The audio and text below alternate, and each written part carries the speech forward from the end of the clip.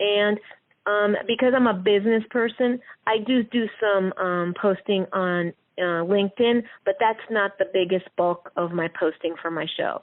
The biggest bulk is the other ones I've mentioned. Mm-hmm.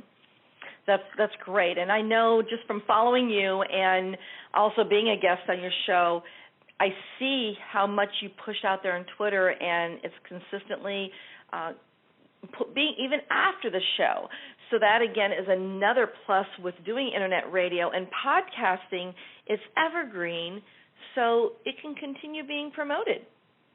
Well, that's a great thing that you just said there, Cheri. And I want to make sure your listeners heard you. Evergreen. The evergreen factor of a podcast is very critical. I mean, there are certain podcasts that things change, so they can't be evergreen. They have a finite period of time. But if you're going to retweet them, you want to try and make them as much evergreen as possible.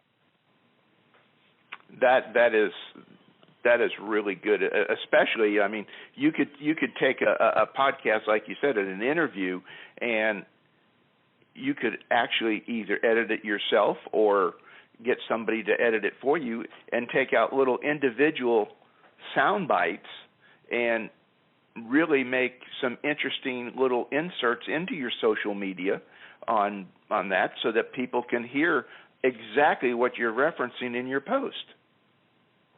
Exactly. And I have to tell you that the other great thing about it is people don't realize that their podcasts can use them to create other products and that they can offer their audience, add on to it or bundle it. I mean, the possibilities are limitless. I love how you say that. And it's podcasting for profit, right, Richard? You got it, girl. I mean, well, ultimately that is, we're in business to make money. I mean, that's the bottom line. And when we're implementing these type of strategies in our marketing, we definitely want to start seeing a profit. Can you give some examples of how you have used your podcast for profit? And I know you want to probably digress on those products as well, so that'd be great. Yeah, absolutely. For example, one of the things on my membership site is there are some podcasts that I have that are loaded with so much information that I don't offer them for free. What I've done is I've taken them and made them into a 4 15-minute segments, so it's easier for them to digest because a lot of my podcasts have so much information that I was told by many people, oh my God, it's so much information. I get a little bit of it and then I have to re-listen to it. So I said, you know what I'm going to do? For my membership site, I'm going to break some of them up and make them into 4s and make it a little bit. Yeah, make it a little bit more bite. So, take a 15-minute listen to one, work on that little piece of it, and then, after you've mastered that one, come back, listen to the other one, work on that other little piece of it, and so on and so forth. So it can almost be a program right then in itself for you. Oh, exactly. And what you're doing is you're providing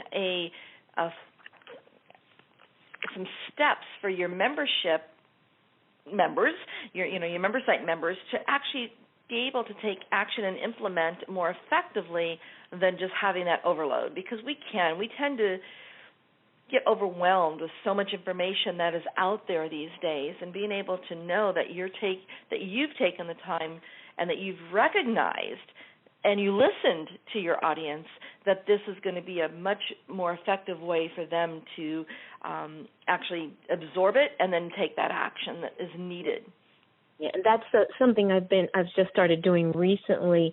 So there's works, there are more works on that behind the scenes in the membership site that I'm constantly doing that and going back to some of the old ones and doing that for the audience because I think it is so helpful for them.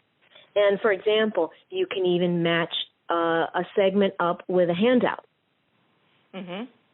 You see what I'm saying? And make it even more of a benefit for them. And that's another thing that I've done many times as well. So that's what I've done. But let me tell you, there are many other things that you can do in any business. So let's say you are looking at, you want to start a podcast and you're looking at something that's going to be more clinical or health-related business, such as a nutritionist, let's say. Then you're addressing different concerns in your podcast, right? So you're going to be addressing things like, say, simple and doable health practices that you can do every day to stay healthier.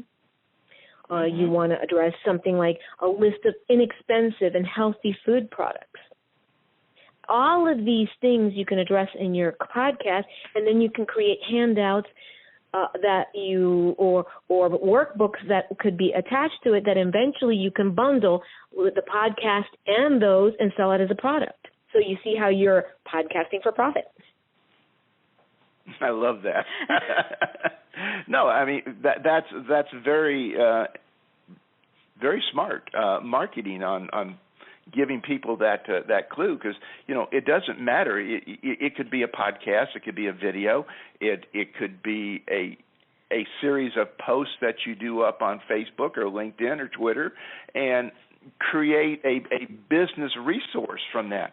So no, that's an amazing, to me, example of creative income-generating activity that actually has a meaningful benefit to your clients or customers. Absolutely. I mean, and it could go on, Richard. You can do a 30-minute healthy meal recipes for the business person, let's say, if you're that nutritionist. That's another product. You can do a little podcast about it and then create a partnered little book or an ebook that goes with it. Tasty and healthy snacks for your kids. I mean, weight control tips and strategies. I would go for that.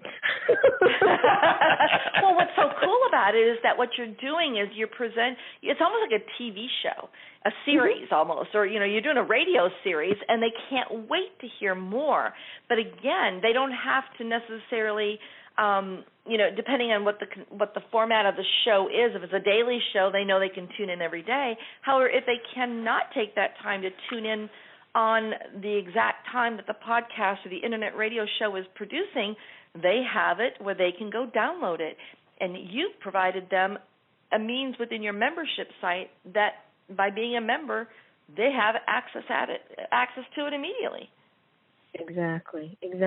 And like I said, the list can go on. I mean, I've got a list of a whole bunch of things. And this is the type of thing that when I have worked with people that I have coached for podcasting, we work together on a list of things that they can work on for their specific ones. Because people say, well, can I just buy something and a template and do it? And you and I, Cheri, have had this conversation. It's just like social media. Yeah, there's a certain amount of things you can do, but it really, in order for it to work, it has to be customized to your needs, because one size does not fit all.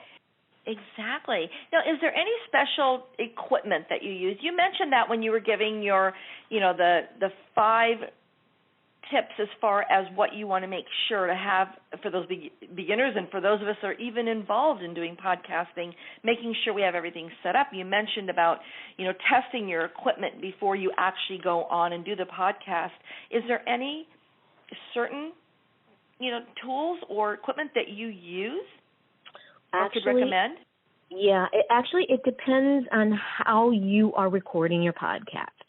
So that's one of those that it depends. Like, for example, if you are producing your own and you actually are doing you're the person and you're just going to be talking by yourself with no guests for the time being, let's say that's your format, then I would suggest that there are a couple of mics that are really, really good. They change from time to time. I like the Blue Yeti. That one's very good. It has great quality. However, if you use certain things, you got to make sure that you set up some soundproofing in where you are at. So I have my own little secrets that I share with the people I coach on how I create a little soundproof area for the mic so that you still get that crisp sound without getting the reverb. Mm-hmm. And it's not expensive. You can do a lot of this very inexpensively. Just like if you opt to start it on your own and produce your own ones, there's free things out there that you can utilize to actually record your podcast. Even if you wanted to do an interview with somebody on Skype, we talked about this a couple of times before. Sometimes Skype can be a little hinky. It has little blips. But, you can always, if you're doing it yourself, or so they can always edit it a little bit for you if you need to. And there's free tools that you can get to actually record it from Skype. So there's a whole bunch of resources out there. There is, for example, Spreaker. You can sign up for free to be on Spreaker, and you get a maximum of 10 hours on that you can, meaning 10 podcast hours that you can post on Spreaker. So, for example, that's one example that you can utilize that, and then as you get new ones, you take the old ones off, and that gives you a nice stream, and you can get all that done. So those are just some little tidbits, but it depends on how you're doing it. If you are doing it through a conference call mechanism, then you just have to make sure you have a good phone, and if you're, a good quality phone that is capturing the sound good, I would never recommend using voiceover phones because they go through the internet, and that gives you the same possible blip that you might have. Had situations in the past with some of our, our guests calling in if they aren't right here with us exactly. So that is a thing. All those little things you need to think about so that you have the quality that you want your listeners to. It helps your listeners to want to hear you again if the quality is good, most definitely. So those are all great things. When you mentioned the mic, you said Blue Yeti. You want to spell that so that our listeners know? Yeah, it's Blue Yeti. It's Y-E. What is it? Hold on a minute. I'm looking at it right now. I had Yeti, but I said Eddie, didn't I? So yeah, Y-E-T-I is what I put. Is that? Oh, no, one T. One T. Y-E-T-I? Mm-hmm. All right. Well, I was close. So, again, for our audience, and also go up to Amazon. I've been up on Amazon, and I've looked at a number of different mechanisms that, where you can actually, if you're going to be doing it on your smartphone, for example, you can have a stand for your smartphone with a little speaker area, place for you to put your speaker that has a little buffer on it so that you don't hear the breathing and and all that good stuff. There's so many different things out there, but you can get started very affordably and just practice with it. Even if you're not going to do anything with it immediately, it's a great place to start and have fun. And who knows what you'll do with it. You might just decide to put it out on your website as an audio. There you go. And that's the whole thing. What I want to make sure the audience realizes is to take action. I love that. It doesn't have to be perfect. It doesn't. It's better to have a poor plan executed than a great plan that's never executed. You know what I'm saying? Exactly. So, and because you can always tweak the plan. You can always tweak it.